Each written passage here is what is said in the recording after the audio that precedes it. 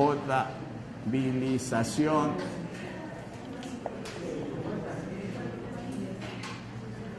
del agua. ¿Qué es lo que nosotros llamamos agua potable? Vamos a ver, todos consumimos agua potable. ¿Por qué decimos agua potable? A ver tú.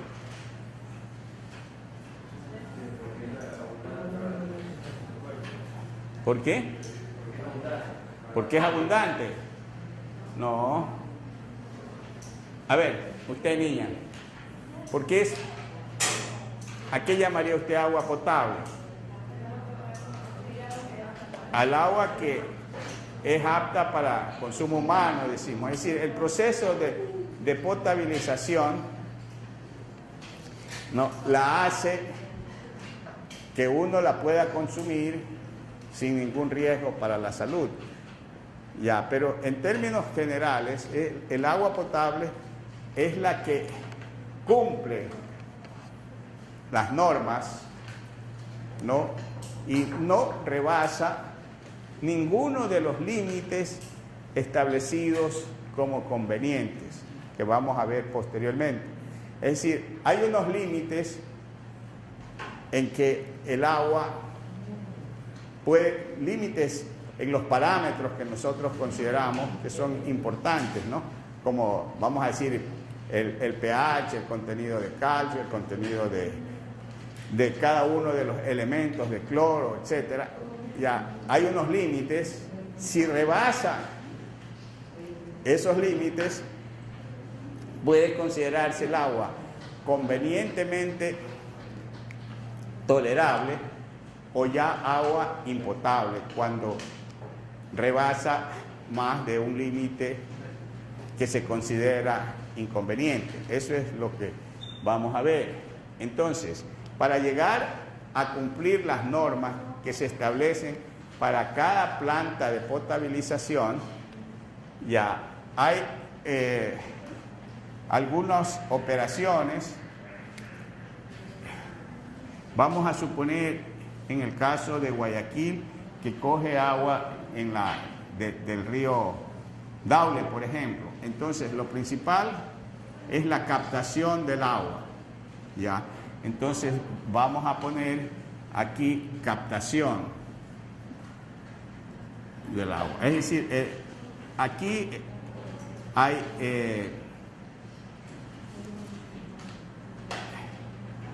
digamos, una bomba que hace caer el agua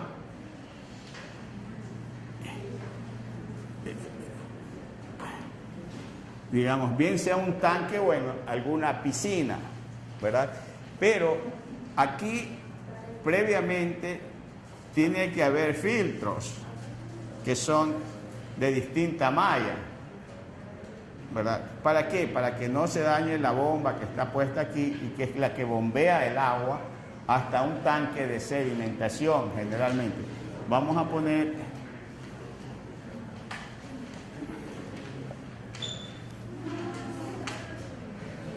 los pasos principales que se cumplen en toda planta de tratamiento de agua, o mejor dicho, en toda planta de potabilización de agua.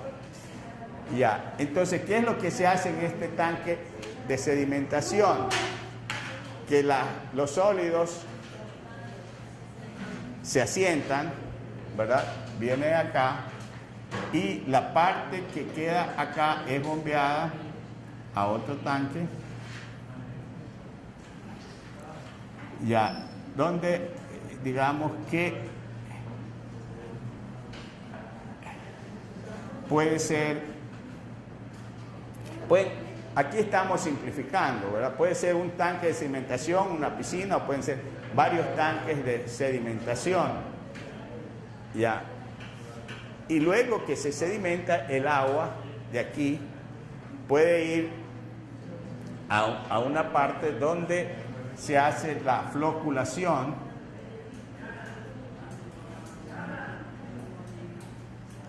que consiste en agregar sulfato de aluminio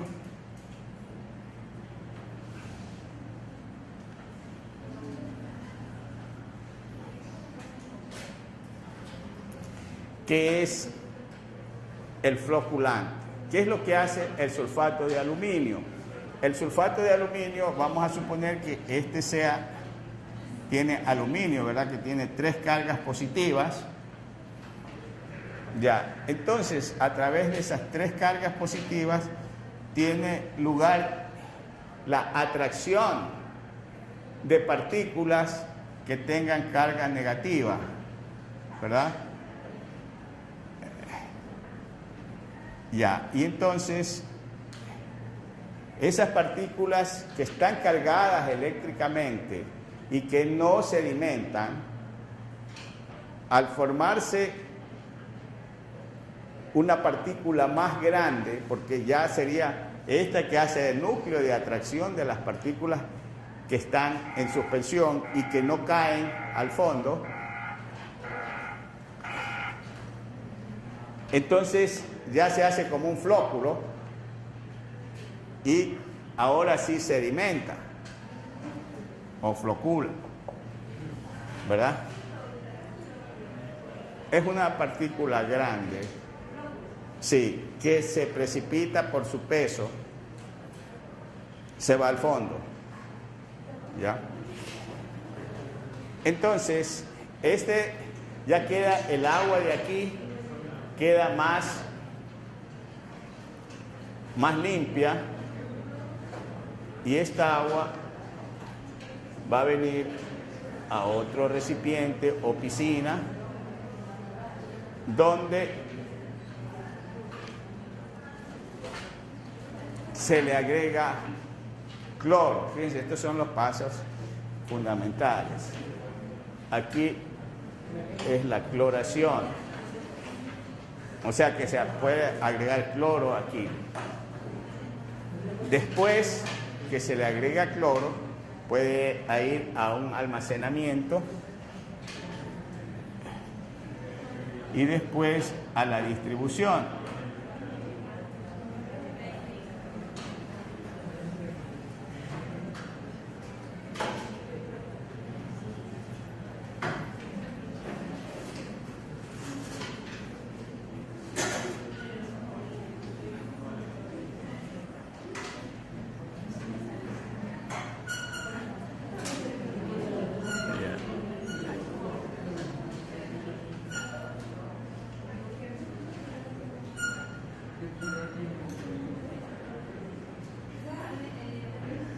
Ya, digamos, y después puede haber postcloración, o sea, después de la cloración y en el almacenamiento, puede haber una postcloración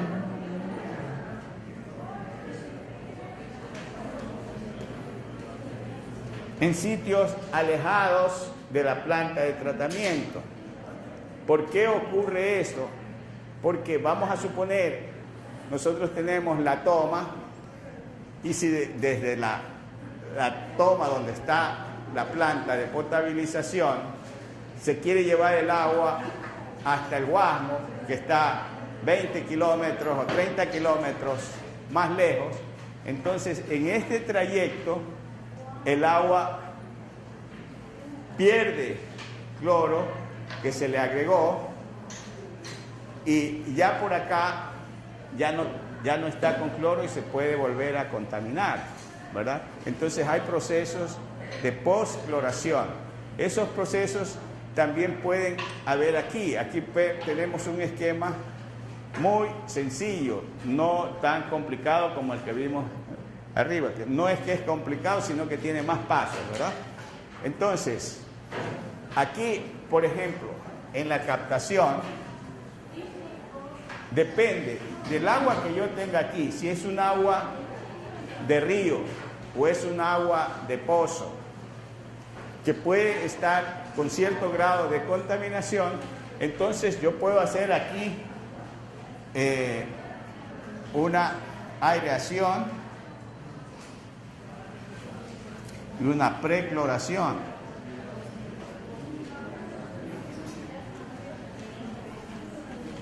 ¿Para qué? Porque si está muy contaminada, yo no quiero contaminar la instalación y le agrego cloro con anterioridad, para matar bacterias si está muy contaminada. O le pongo filtros de carbón activado.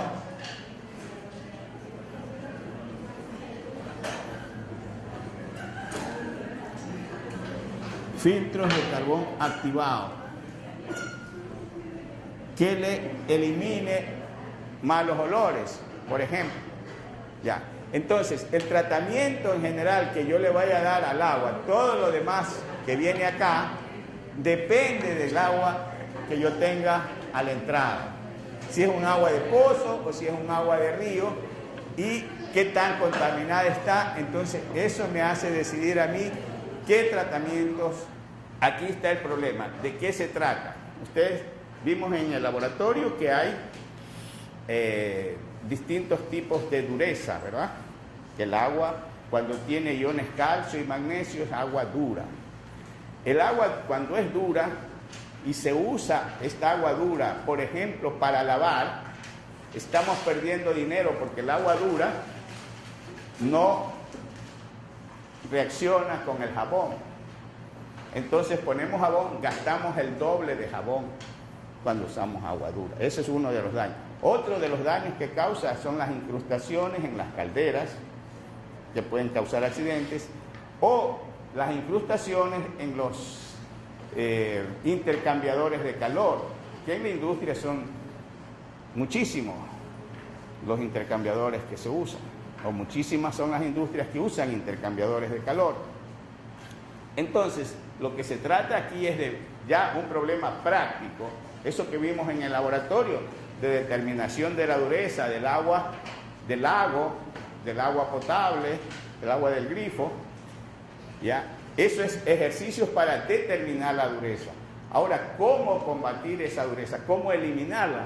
Aquí hay un ejercicio ya resuelto y otro ejercicio. Y la manera de resolver es basándose en la estequiometría. Nosotros tenemos la ecuación estequiométrica y calculamos cuánto óxido de calcio se requiere para que todo el magnesio que hay, que es de 65 partes por millón, se precipite. Y aquí está el cálculo. Ustedes ven que todas son relaciones estequiométricas que ya ustedes conocen, pero aquí lo van a ver aplicado. Y este problema de acá es similar. En lugar de ser magnesio, acá es calcio. Pero la manera de resolverlo es similar. ¿Sí? Yo creo que sí lo han entendido o tienen alguna pregunta. Cuando nos referimos a que se precipite, o sea, ¿qué tratamos? De que se vaya al fondo. Ya. Fíjense que aquí no hay resinas sintéticas, no hay las zeolitas, sino es un reactivo que se pone para precipitar. ¿Ya? Esa es la diferencia con lo que vimos en el laboratorio, que se usan resinas, ¿no? Y hablamos de las zeolitas también.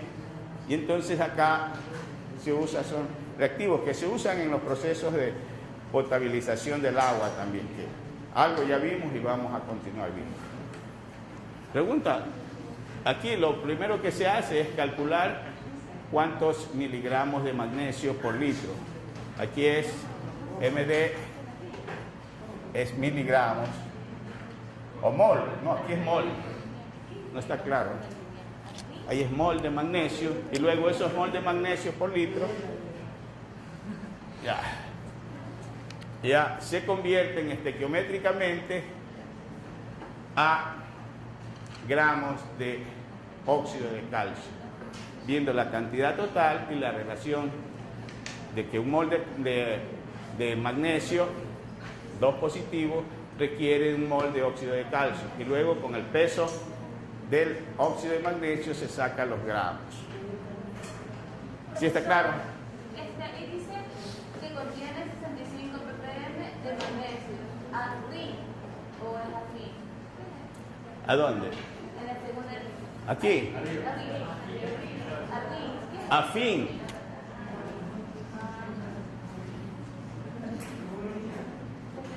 A fin de precipitar.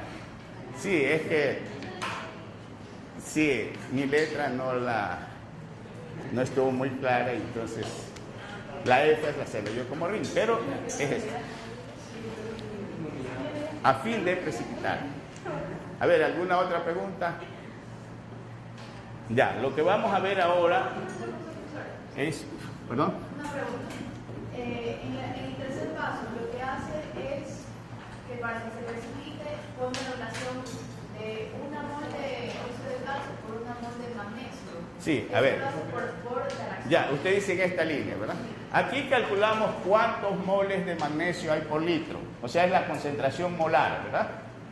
Con esa concentración molar vemos lo que hay en 4.000 litros. O sea que en un litro hay esta cantidad de moles. En 4.000 litros, ¿cuántos moles hay? ¿Verdad? Y luego sacamos la relación. Esta relación estequiométrica es la que se saca de la ecuación. De esta ecuación que vemos que un mol de magnesio 2 positivo requiere de un mol de óxido de calcio. Esa es la relación. Y aquí ya tenemos moles de óxido de calcio. ¿Cuánto pesa un mol de óxido de calcio? O sea que es 40 que pesa el calcio, ¿verdad? Más 16 del oxígeno son 56. ¿Sí? O sea, la relación estequiométrica es sencilla, es clara, hay que interpretarla nada más. Ingeniero, en un inicio, ¿por qué estamos tratando de saber, o sea, por qué partimos de 65 ppm? Pero, ¿por qué? Porque acá yo les pongo agua de pozo, ¿verdad? Este puede ser agua de un río que tiene 65 partes por millón, pero eso es lo que da el análisis. Y ahí comenzamos a convertir como las relaciones para hallar la concentración. A ver, Ajá, ahí. esto nos dice 65 partes por millón equivalen a 65 miligramos por litro, ¿verdad? Y acá lo hemos convertido los miligramos por litro a moles por litro, para luego sacar la relación estequiométrica que viene dada en moles. Ah, ya. ¿Sí? O sea, aquí solamente lo que hacemos es cambiar las unidades de concentración de miligramos por litro a moles por litro, porque nos da 65 miligramos por litro. Y acá, ¿qué tenemos? Moles por litro. Ya teniendo los moles por litro, lo convertimos a moles de magnesio, lo convertimos a moles de óxido de calcio. Y los moles de óxido de calcio lo convertimos a gramos de óxido de calcio. Son los 3 factores de conversión que hay allí. ¿Sí está claro? A ver, otra pregunta. No se queden sin preguntar. Sí. Bueno, entonces podemos avanzar. ¿Qué es lo que vamos a ver? Estamos viendo el capítulo correspondiente al agua y ya hemos visto algunos puntos como el agua como recurso natural, el ciclo del agua y vamos a ver ahora las normas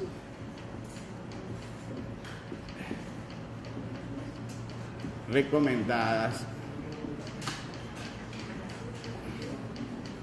para el agua potable.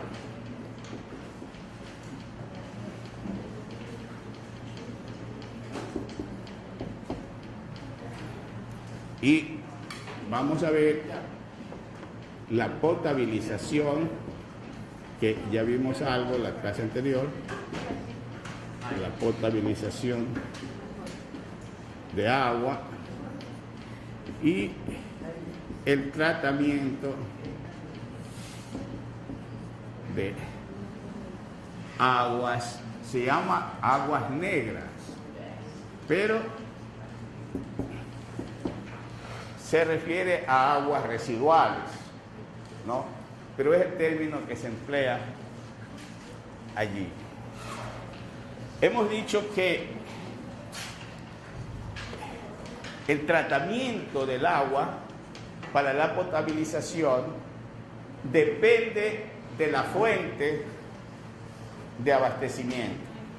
Si yo tengo agua de pozo, el tratamiento que le voy a dar a esa agua de pozo para hacerla potable es después de hacer el análisis de esa agua de pozo. Por ejemplo, en el problema que vimos anteriormente, decimos que un agua de pozo tiene, por ejemplo, 160 partes por millón de calcio o 160 partes por millón de magnesio. Si yo voy a tratar eso, tengo que hacer énfasis para bajar la dureza. Si yo trato un agua de río, ya puede hacer que la dureza no sea la misma, que el contenido de cloro que tiene ya el agua sea diferente. Es decir, que los componentes que tiene el agua de pozo no son las mismas, ni siquiera para otros pozos. Cada pozo tiene una composición diferente. Y lo mismo, si es agua de un río, todos los ríos no son iguales, ni aún el mismo río tiene la misma composición cuando nace el río que cuando ya tiene un recorrido de 50 o de 200 kilómetros, ¿verdad? ¿Por qué? Porque se va contaminando o va adquiriendo algunos minerales en su recorrido. De tal manera que los tratamientos de potabilización no pueden ser iguales para todos los casos. Depende. Y eso es lo que vimos la vez anterior, de que hay operaciones básicas, fundamentales, para todo proceso de potabilización. ¿Quién me dice uno? El primer paso. Si yo tengo agua de río, el primer paso, ¿qué es? La captación del agua. Este es el primer paso, ¿verdad? Y entonces aquí lo que yo necesito es una bomba que mueva esto, saque el agua de aquí y lo ponga en un contenedor o en una piscina, ¿verdad? Para que se sedimente allí. ¿Y qué es lo que tengo que ver? Solamente en este paso, de que primero que la bomba no se dañe. Para eso tengo que poner filtros aquí, ¿verdad? Filtros con distinto diámetro en su malla, es decir, para que retenga las partes más gruesas y luego no se dañe aquí la bomba, pero siempre van a pasar sustancias aquí y yo puedo poner acá otro filtro si quiero. Depende, pero es importante la captación del agua y luego la sedimentación. Esto es importante en todo proceso. ¿Qué es lo que yo puedo agregar aquí en estos pasos? Que si el agua tiene malos olores, tengo que eliminar esos malos olores. Si el agua ya viene muy contaminada y tiene bacterias, ¿qué puedo hacer? Una precloración, ¿verdad? Pero normalmente eso se decide después de hacer el análisis del agua. Pero el paso fundamental, que no lo puedo evitar, es captar el agua y sedimentarla. Pero hay otros pasos adicionales, ¿verdad? Eso es lo que vimos en la clase anterior. Y ahora vamos a continuar. ¿Sí está claro hasta allí? Ya. Entonces, miren, aquí en el proceso de potabilización tenemos, en este caso, para este caso, una presedimentación. Acá dijimos que el agua hay que sedimentarla, pero yo puedo sedimentarla en una sola piscina o de allí pasarla a otra piscina. Necesito 2 piscinas. Todo depende de qué, de cuánto sólido en suspensión tenía el agua que yo capté y que la pude eliminar con un solo paso de sedimentación o que no se pudo eliminar con un solo paso de sedimentación, ¿verdad? Entonces, eso es lo que... Luego, aireación. ¿En qué caso yo necesito aireación? Malos olores. Exactamente, cuando hay malos olores que son producto de la existencia de bacterias anaeróbicas. Y entonces, para matar las bacterias anaeróbicas, ¿yo qué hago? Doy aire. Entonces, matando las bacterias anaeróbicas que producen los malos olores, ya elimino esos malos olores. O también, ¿qué podría hacer? Poner carbón activado, ¿ya?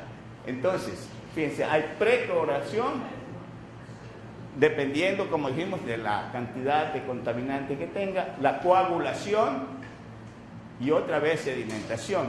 ¿Cuál es el paso? ¿Qué se hace para la coagulación? ¿Qué se agrega? Sulfato de aluminio, ¿verdad? Ya, ese es el coagulante o floculante. Ya, luego es sedimentación, filtración, y aquí viene la parte que estábamos mencionando anteriormente, el ablandamiento del agua, que a veces es necesario, a veces no. Por ejemplo, si nosotros tomamos agua del río Daule, después que ha llovido, entonces el agua que se capta después de las lluvias ya no sale tan dura, sale blanda porque es agua de lluvia prácticamente, ¿no? Depende, si se capta el agua cuando la marea está llena, cuando la marea está baja, cuando ha llovido en época de invierno o en época de verano, entonces el contenido de minerales del agua es diferente. Entonces yo aquí aplico este proceso de ablandamiento según los análisis que me den. Luego la sedimentación, la filtración, el almacenamiento y la postcloración. Ya, o sea, son pasos que no todos tienen que verificarse, pero que ya implican que se ha hecho análisis del agua en las distintas operaciones. Vamos a ver. La captación.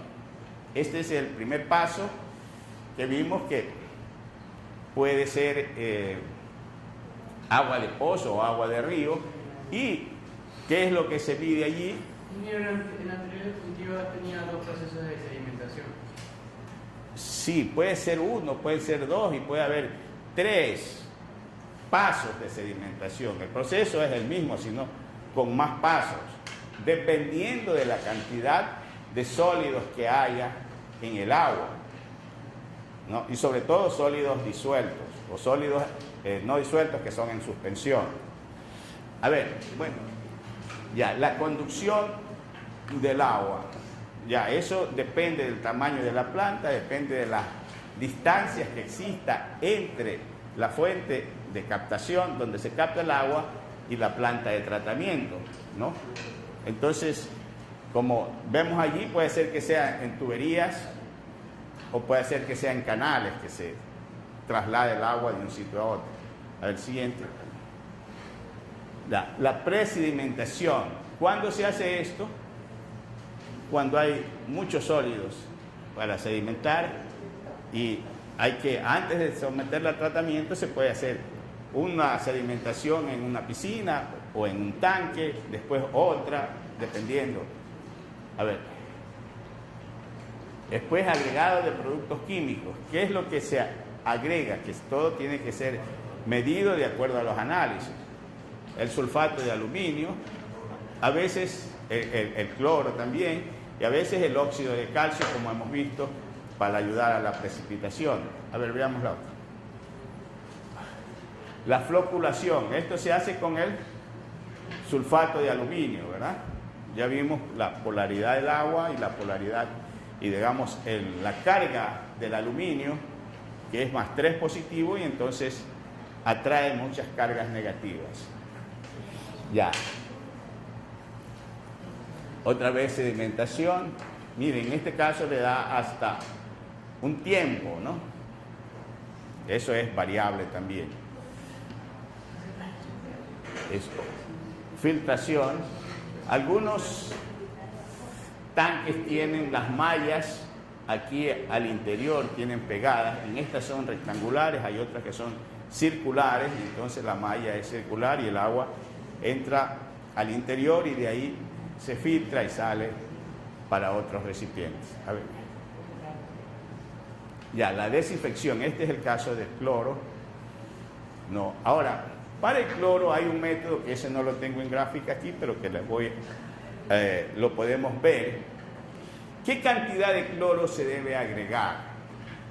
Ese siempre es un problema que hay que resolverlo también según la cantidad de sustancias que estén causando la contaminación. Hay un método, si alcanzan a ver todo de aquí, para determinar la cantidad de cloro que se debe agregar.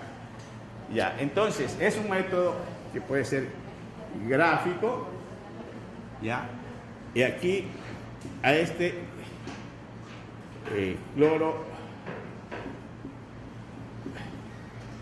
residual, y acá ponemos el cloro añadido. Y esto es lo que me interesa conocer. ¿Cuánto cloro yo debo añadir?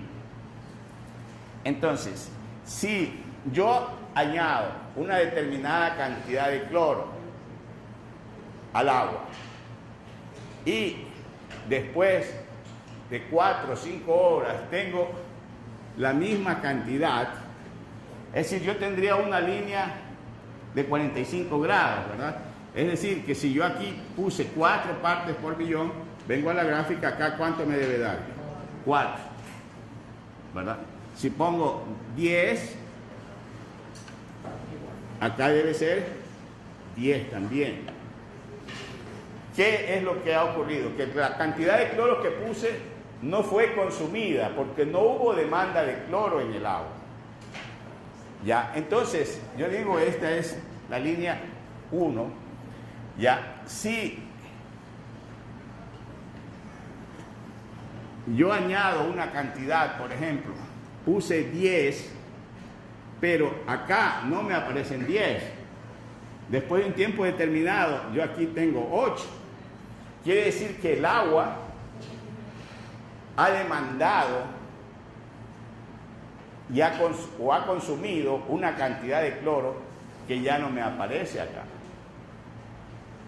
¿verdad? Entonces, si yo contamino más el agua, sobre todo si se pone aminas, con aminas se hace esta prueba, ya yo puedo tener ya otra curva un poco más complicada. Tengo 3, ya. Y si yo pongo agua más contaminada, ya, yo puedo tener otra curva que voy a tener un máximo y un mínimo, y este punto se llama break point, o sea, punto de ruptura, como en el tenis, ¿verdad? El break point. Ya, y esto de aquí, después de este punto, yo voy a obtener una línea igual a la primera que tuve, es decir, una línea de 45 grados. ¿Por qué? Porque al llegar a este punto, ya el agua ya no necesita prácticamente cloro.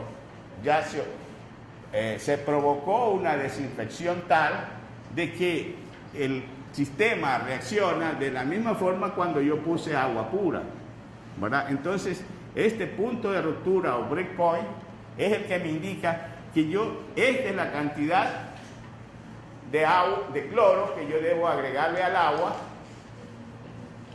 para que quede totalmente desinfectada, ¿sí? Entonces, este método es sencillo y ya vamos a ver cuánto es que yo necesito que quede de cloro residual en el agua. Hay algunos valores que dan las normas, ¿ya?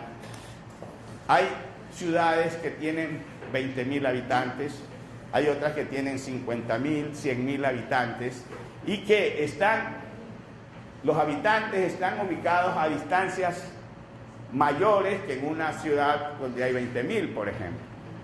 Entonces, tiene que haber una cantidad de cloro residual y algunos aconsejan que no debe ser mayor de 0,1 partes por millón a 0,2 partes por millón. A ver, ¿tenías una pregunta? Sí, ingeniero, una pregunta. Usted me dice que, por ejemplo, en los casos en donde hay contaminación, el cloro añadido, el agua va como que a absorber un poco de ese cloro. Pero, o sea, si lo absorbe, ¿qué se forma? ¿O qué hace ese cloro? Ya.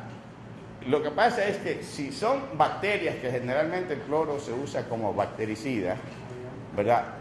El cloro no es a veces propiamente el cloro, sino el ácido hipocloroso que se forma, con el agua, el que mata las bacterias. Son mecanismos que actúan sobre las bacterias, sobre las células, y las inactivan o las matan. Entonces ya no consumen.